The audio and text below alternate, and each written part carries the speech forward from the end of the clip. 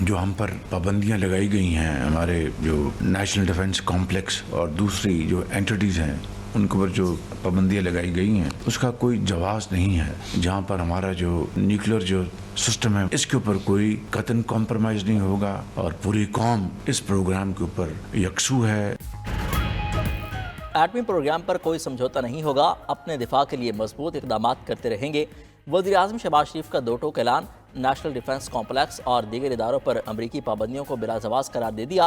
विफाकी काबीना इजलास से खिताब में शहबाज शरीफ ने कहा, पाकिस्तान का मिसाइल प्रोग्राम जहरियत के लिए नहीं, दिफा के लिए है। 24 करोड़ अवाम जौहरी प्रोग्राम पर यकसू और मुत्तहिद हैं। मुल्क के खिलाफ मज़मूम कोशिशें कामयाब नहीं होने देंगे। शहबाज शरीफ का मुल्क से दहशतगर्दी के मुकम्मल खात्मे के अज़्म का यादा। वज़ीर-ए-आज़म ने PTI से मुज़ाकराती अमल पर भी काबीना को एतमाद में लिया। कहा, ज़ाती मफादात कुर्बान करके मुल्की मफादात का सोचना होगा। इसे सामने रख कर मुज़ाकरात हुए तो मुस्बत पेशरफ्त होगी।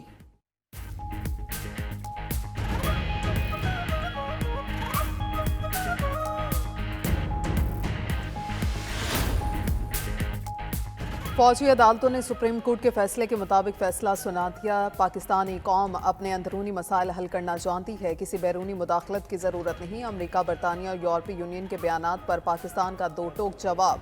तर्जुमान दफ्तर ख़ारजा मुमताज़ ज़हरा बलोच ने कहा, पाकिस्तान का कानूनी निज़ाम आलमी मुआहिदों के मुताबिक है। कानूनी निज़ाम इंसानी हकूक़, बुनियादी आज़ादियों के फ़रोग़ और तहफ़्फ़ुज़ की ज़मानत देता है।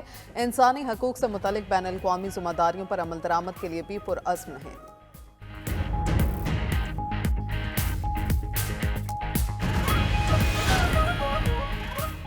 बानी PTI ने मुज़ाकराती अमल को खुशाइन करार दे दिया। चेयरमैन PTI की अडयाला जेल में बानी चेयरमैन से मुलाकात के बाद गुफ्तगू। बैरिस्टर गौहर बोले, बानी PTI ने कहा है मुज़ाकरात और उस पर अमल दरामद का टाइम फ्रेम होना चाहिए। अगली बैठक में हम चार्टर ऑफ डिमांड देंगे। हमारे जायज़ मुतालबात हैं, इस पर कोई पेशरफ्त होनी चाहिए। उम्मीद है सारे मसाइल का हल ज़रूर निकलेगा। बानी PTI पर सियासी केसेस ख़त्म होंगे। सिविल नाफरमानी पर कोई बात नहीं हुई। साबिक सदर आरिफ अलवी ने सितारे हरकत में आने की पेशगोई कर दी। बोले, तब्दीलियाँ आने वाली हैं, 1-1.5 महीने में बानी PTI रिहा होंगे। अपोजिशन लीडर उमर अयूब ने कहा, मुज़ाकरात में खलाई मखलूक देखी ना ही फरिश्ते।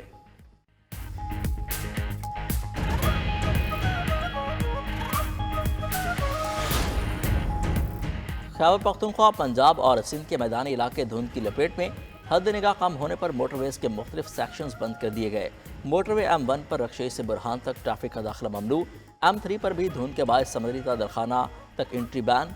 M4 को मुल्तान से गुजरा और M5 को मुल्तान से रोहड़ी तक बंद कर दिया गया।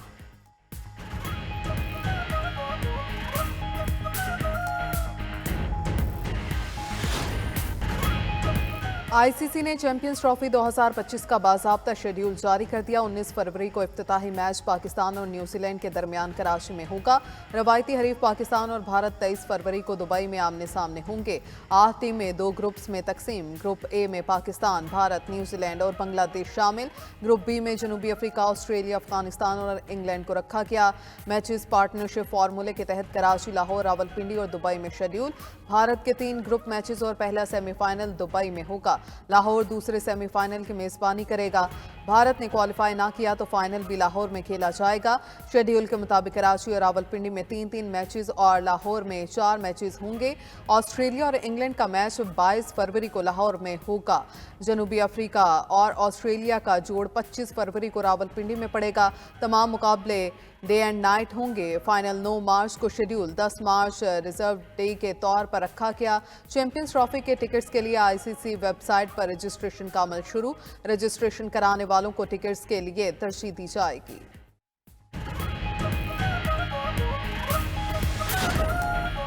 इंफ्रास्ट्रक्चर अब मोटरवेज नहीं, ब्रॉडबैंड है। हाई स्पीड इंटरनेट हर शहरी का हक है। इस्लामाबाद में बैठे बुजुर्गों से अपना हक छीन कर लेंगे। चेयरमैन पीपल्स पार्टी बिलावल भुट्टो ने डिजिटल राइट्स बिल के लिए नौजवानों से तजावीज़ तलब कर ली। इंटरनेट की सुस्त रवि पर हुकूमत पर तनकीद भी की। कहा, पुराना नोकिया मोबाइल इस्तेमाल करने वालों को नौजवानों के हक का क्या पता। नौजवान को अपने हक के लिए जमहूरी तरीके से जदोजहद करना होगी।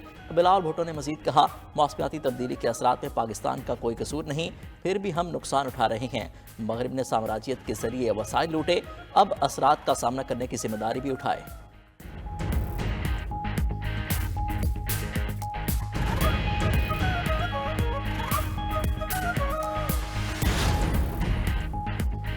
पावर शेयरिंग का मसला हल करने के लिए नून लीग और पीपल्स पार्टी की एक और बैठक कोऑर्डिनेशन कमेटी के इजलास में दोनों जमातों के अरकान असम्बली को मसावी फंड्स देने पर इत्तफाक। ज़िली सतह पर कमेटियों में पीपल्स पार्टी को नुमाइंदगी दी जाएगी।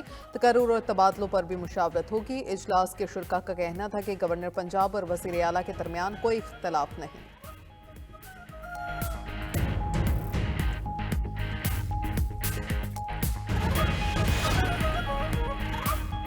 अमेरिका आफिया सिद्दीकी को रिहा कर दे तो बानी के बारे में सोचा जा सकता है। ट्रंप के प्रेशर पर कोई काम नहीं करेंगे। वज़ीर आज़म के मुशीर राना सनाउल्लाह का ऐलान।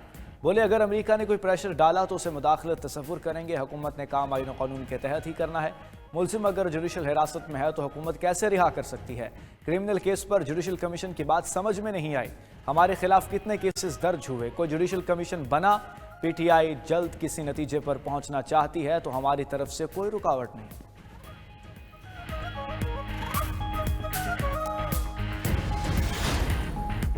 हुकूमत को चलता रहने के लिए कोई एग्रीमेंट नहीं दे सकते। मुकदमात की माफ़ी चाहते हैं, ना किसी डील की ख्वाहिश है। सरबराह सुन्नी इत्तेहाद कौंसिल की 92 न्यूज़ के प्रोग्राम ब्रेकिंग व्यूज़ में खुसूसी गुफ्तगू। साहिबजादा हामिद रजा ने कहा बानी पीटीआई की रिहाई अदालतों के जरिए ही होगी। हुकूमत से सिर्फ इतना कहा बानी पीटीआई के खिलाफ सियासी मुकदमात का खात्मा होना चाहिए।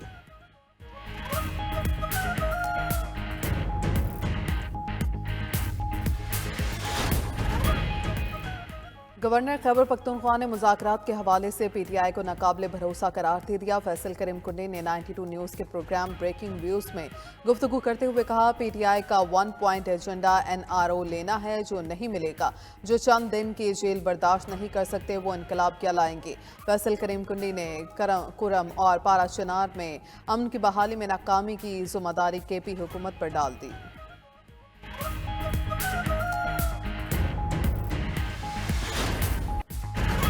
यूं दी हमें आज़ादी के दुनिया हुई हैरान, ए कायद आज़म तेरा एहसान है एहसान।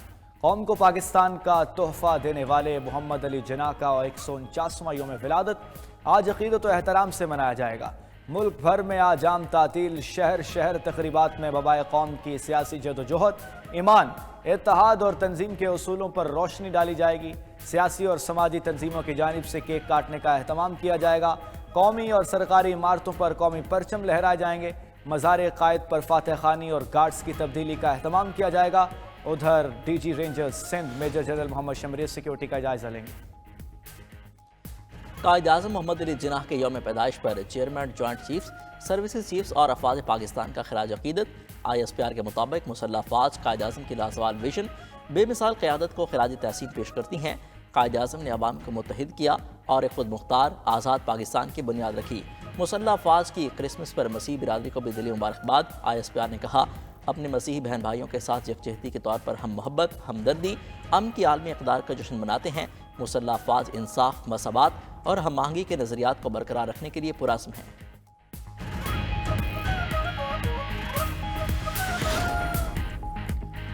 यमन के हौसियों का एक हफ्ते में इसराइल पर तीसरा बैलिस्टिक मिसाइल हमला, भगदड़ मचने से 25 इसराइली जख्मी।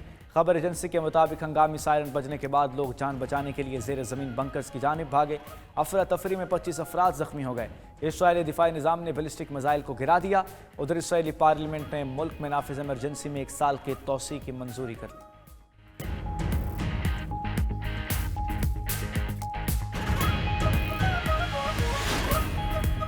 बशार अल असद को अदालती कटहरे में लाया जाए, अक़वाम मुत्तहिदा ने मुतालबा कर दिया।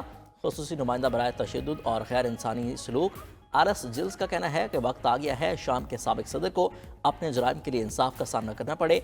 ईरान और शाम का एक दूसरे के मुल्क में सफारत खारिज होने के लिए इक़दामात शुरू कर दिए।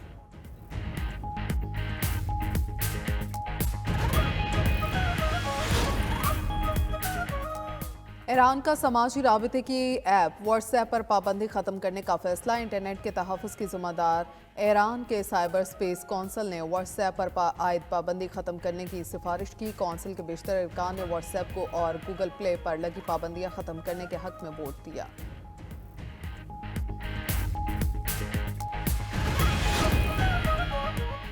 सदर मुस्लिम लीग नून नवाज शरीफ ने ज़िंदगी की 75 बहारें देख लीं। नून लीगी कारकुनान आज अपने कायद की सालगिरह मना रहे हैं।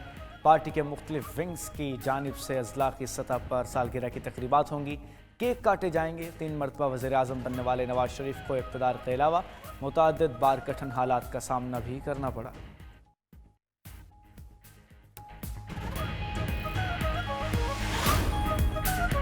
मुल्क के हर शहरी को टैक्स अथॉरिटी के साथ जुड़ना होगा। एक्टिव टैक्स गुजार न होए तो कारोबार सील और मनकूला जायदाद कब्जे में ले ली जाएगी। टैक्स ला तरमीमी बिल पर वज़ीर ख़जाना मोहम्मद औरंगज़ेब की सेनेट की कायमा कमेटी बराए ख़जाना को ब्रीफिंग। चेयरमैन FBR ने कहा, टैक्स ला तरमीमी बिल में कोई नया टैक्स नहीं, सिर्फ नॉन फाइलिंग और अंडर फाइलिंग को ठीक कर रहे हैं। रुकन कमेटी शिबली फराज बोले, हुकूमत ने अपने खर्च कम नहीं किए, अय्याशी चल रही है और लोगों को डराया जाता है कि ऐसा नहीं करेंगे तो उड़ा कर रख देंगे।